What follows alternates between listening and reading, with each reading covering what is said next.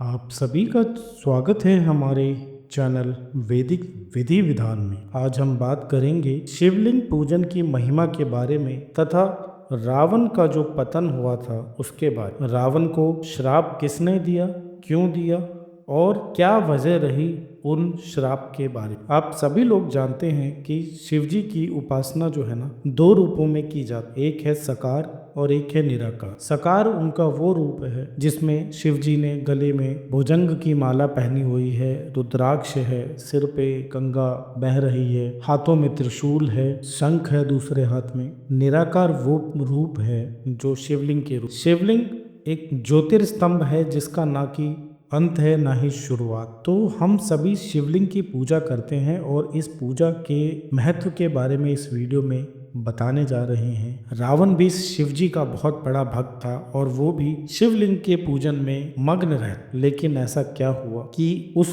रावण को श्राप मिला और वो भी एक ऐसे शिवलिंग भक्त से ही जो कि शिव जी का परम भक्त परम दास। वीडियो में आगे बढ़ें, आपसे अनुरोध है, अगर आपने अभी तक हमारे चैनल वैदिक विधि विधान को सब्सक्राइब नहीं किया है, सब्सक्राइब कर लीजिए और इस वीडियो को लाइक कर दीजिए। चलिए महादेव का नाम लेते हुए इस कथा का आरंभ करते हैं। ओम नमः शिवाय। जो विष्णु हैं उन्हें शिव जानना चाहिए और जो शिव हैं वे विष्णु ही हैं। भगवान विष्णु का रूप है और उस पर स्थापित लिंग महेश्वर का स्वरूप। अतः शिवलिंग का पूजन सबके लिए श्रेष्ठ है। ब्रह्मा जी निरंतर मणि में शिवलिंग का पूजन करते हैं। इंद्र, चंद्रमा, सूर्य सब लिंग की सर्वदा पूजा करते हैं। कुबेर चांदी के लिंग की, वरुण लाल रंग के शिवलिंग की, यमराज नीले रंग के, नेतृत्व कोण के अधिपति रजतवन तथा वायुदेव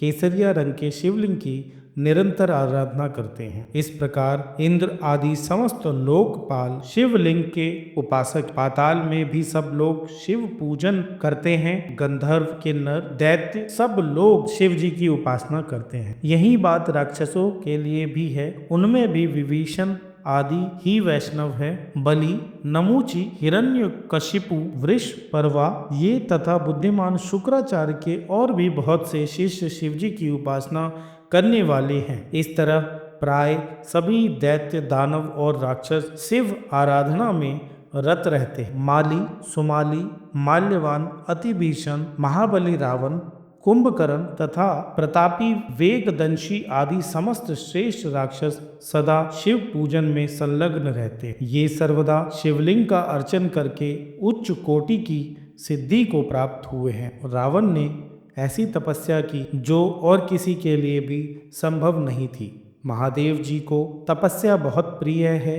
वे उसी तपस्या से जब अधिक प्रसन्न हो गए तब उन्होंने रावण को ऐसे ऐसे वरदान दिए जो अन्य सब के लिए अत्यंत दुर्लभ। रावण ने भगवान सदाशिव से ज्ञान, विज्ञान, संग्राम में अजयता तथा शिव जी की अपेक्षा 2 गुने सिर प्राप्त। महादेव के 5 सिर थे तो रावण ने 10 सिर प्राप्त किए और दशानन कहला। उसने देवताओं, ऋषियों और पितरों को भी सर्वथा परास्त करके उन सब पर अपनी प्रभुता स्थापित की। भगवान महेश्वर के प्रसाद से वह सबसे अधिक प्रतापी हुआ। महादेव जी ने उसे त्रिकूट पर्वत का महाराज बना दिया। इस प्रकार शिवलिंग की पूजा के प्रसाद से रावण ने तीनों लोकों को वश में कर। देवताओं को बड़ी चिंता हुई।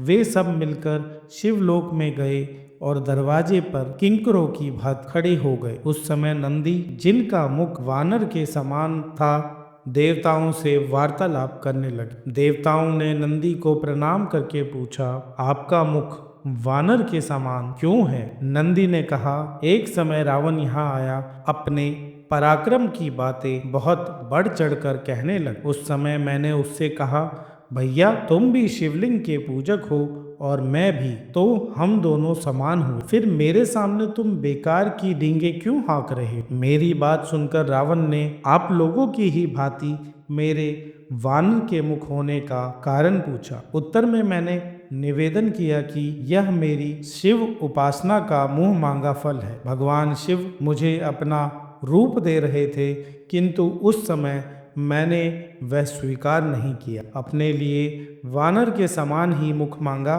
भगवान बड़े दयालु हैं, उन्होंने कृपा पूर्वक मुझे मेरी मांगी हुई वस्तु दे। जो अभिमान्य शून्य है, जिनमें दंभ का अभाव है तथा जो परिग्रह से दूर रहने वाले हैं, उन्हें भगवान शंकर का प्रिय समझना चाहिए। इसके विपरीत जो अभिमानी, दंभी और परिग्रही हैं, वे शिव की कल्याणमयी कृपा से वंचित रहते हैं। रावण मेरे साथ बातचीत में अपने तपोबल का बखान करने लगा। उसने कहा, मैं बुद्धिमान हूँ, मैंने भगवान शिव से 10 मुख मांगे हैं। अधिक मुखों से शिव जी की अद्भुत स्तुति की जा सकती है। तुम्हारे इस वानर जैसे मुख से क्या होगा? तुम्हें किसी ने बेकार की सलाह दी होगी, जो तुमने शिवजी से बेकार में वानर का मुख मांगा। देवताओं, रावण का यह उपहासपूर्ण वचन सुनकर मैंने उसे श्राप देते हुए कहा, जब कोई महातपस्वी श्रेष्ठ मानव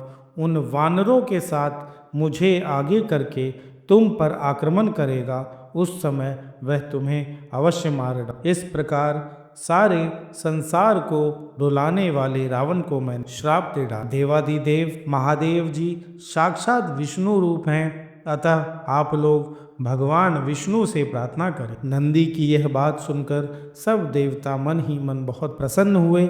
उन्होंने वैकुंठ में आकर अपनी वाणी द्वारा भगवान विष्णु की स्तुति आरंभ कर। देवता बोले, देव देव जगदीश्वर, आप छहों ऐश्वर्य से युक्त होने के कारण भगवान कहलाते हैं, आपको नमस्कार है। यह संपूर्ण चराचर जगत आपके आधार पर टिका है। यह जगत एक लिंग है जिसमें आपने आधार पीठ रूप होकर धारण किया है। प्रभु, हम लोगों के लिए पहले भी आपने अनेक बार अवतार धारण किए हैं। आपने ही मत्स्य धारण करके ब्रह्मा जी के मुख में वेदों की स्थापना। आपने ही हयग्रीव रूप से मधु और कैटभ नामक दैत्यों को मारा है। कच्छप अवतार धारण करके आपने ही अपनी पीठ पर मंदरांचल पर्वत उठाया था। वाराह रूप धारण कर आपने हिरण्याक्ष दैत्य का वध किया तथा नरसिंह रूप में हिरण्यकश्यपु को मौत के घाट उतारा। वामन अवतार धारण कर आपने ही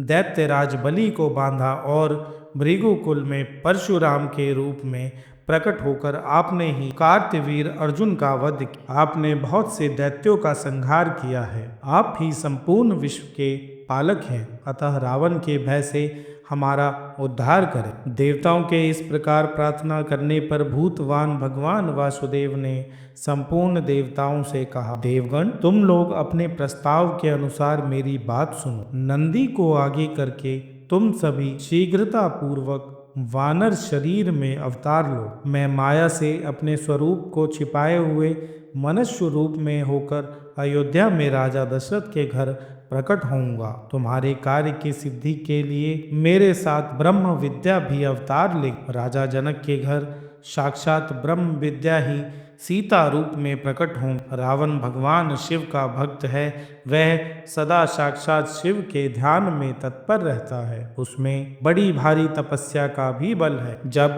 ब्रह्म विद्या रूप सीता को बलपूर्वक प्राप्त करना चाहेगा, उस समय वह दोनों स्थिति से तत्काल भ्रष्ट हो जाएगा। सीता के अन्वेषण में तत्पर होकर वह ना तो तपस्वी रह जाएगा और ना ही भक्त। जो अपने को न दी हुई ब्रह्म विद्या का बलपूर्वक सेवन करना चाहता है, वह पुरुष धर्म से परास्त होकर सदा सुगमता पूर्वक जीत लेने योग्य हो जाता है। परम मंगलमय भगवान विष्णु इस प्रकार के वचनों द्वारा संपूर्ण देवताओं को आश्वासन देते हैं और अंतर ध्यान हो जाता। सब देवता अवतार धारण करने लगे, जैसा कि भगवान विष्णु ने उनको कहा था कि वानर का रूप धर ले। इंद्र के अंश से बाली उत्पन्न हुए। सुग्रीव सूर्य के पुत्र थे। जामवंत जी ब्रह्मा जी के अंश से प्रकट हुए थे।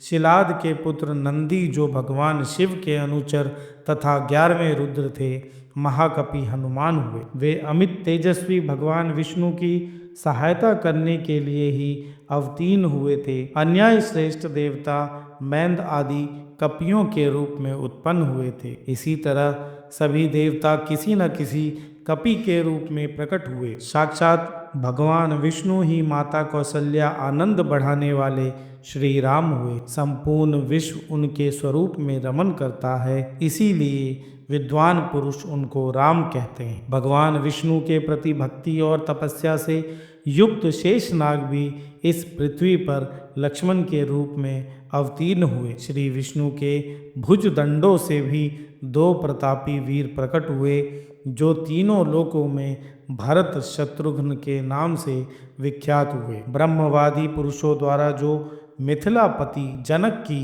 कन्या बताई गई, वो सीता साक्षात ब्रह्म विद्या। वे भी देवताओं की कार्य सिद्धि के लिए ही अवतीर्ण हुई। हल से भूमि जोती जा रही थी, उसी समय सीता के द्वारा पृथ्वी के खोदे जाने पर पृथ्वी से प्रकट हुई, इसलिए सीता नाम से प्रसिद्ध हुई। सीता यानी कि जो हल का आगे का सिरा होता है उसको सीता कहते हैं। जब वो पृथ्वी में लगा था तो सीता जी मिली थी, इसीलिए उनका नाम सीता रखा। मिथिला में अवतार लेने के कारण उन्हें मैथिली भी कहते हैं। जनक के कुल में जन्म लेने के कारण ये जानकी नाम से विख्यात हुई। पूर्व जन्म में इनका नाम वेदवती था। राजा जनक ने ब्रह्म विद्या स्वरूप सीता को परम आत्मा ब्रह्म स्वरूप श्री राम की सेवा में अर्पित कर कमल नयन श्री राम ने रावण को जीतने की इच्छा तथा देव कार्य की सिद्धि उद्देश्य से वन में निवास। शेषावतार लक्ष्मण ने भी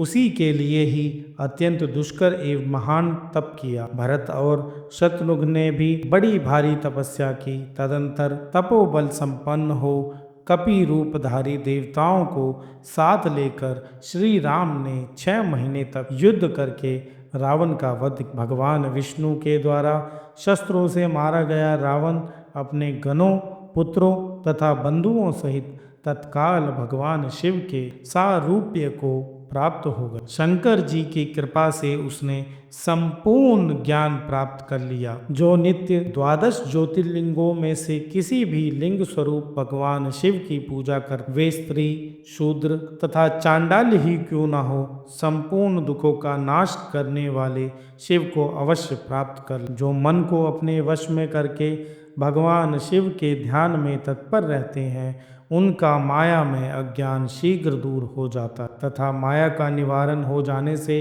तीनों गुणों का लय हो जाता है। इस प्रकार मनुष्य जब गुणातीत हो जाता है तब वह मोक्ष का भागी होता है। अतः संपूर्ण देहधारियों के लिए शिवलिंग का पूजन कल्याणकारी। भगवान शिव लिंग के रूप में प्रकट होकर चराचर जगत का उद्धार करते हैं। तो इस वीडियो में हमने शिवलिंग की महिमा के बारे में बताया। रावण को श्राप मिला नंदी जी के द्वारा, और उसी श्राप के कारण वानरों ने उनसे युद्ध करके राम जी उनकी सहायता प्राप्त करके और रावण को मारने में सफल। तो ये सब प्रभु की माया है। कहानी अच्छी लगी हो तो चैनल को सब्सक्राइब कर दीजिएगा, वीडियो को लाइक कर दीजिए, अपने परिवार में इसको शेयर करिए, दोस्तों में शेयर करिए और कमेंट में ज़रूर लिखिएगा।